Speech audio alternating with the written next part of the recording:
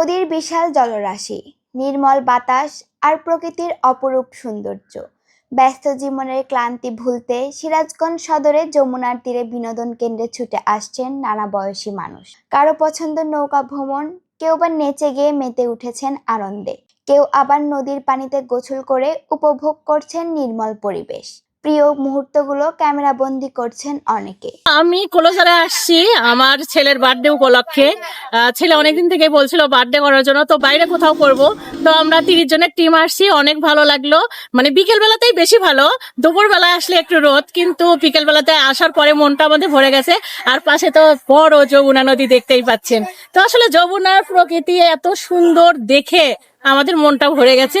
জন্মদিন উদযাপন থেকে শুরু করে বন্ধু স্বজনের সঙ্গে আনন্দ আড্ডা, সব মিলিয়ে যমুনার তীরে যেন পরিণত হয়েছে প্রাণের এক মিলন মেলা।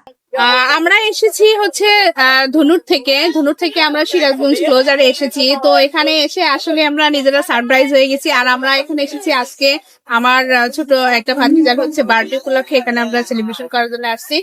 তো এখানে এসে এত সুন্দর একটা জায়গা, আসলে কি এটা আসতে হলে এখানে এই জায়গাটায় আসতে হলে আপনাদেরকে আসতে হচ্ছে বিকালের ওয়েদারটা একটু ভালো থাকে।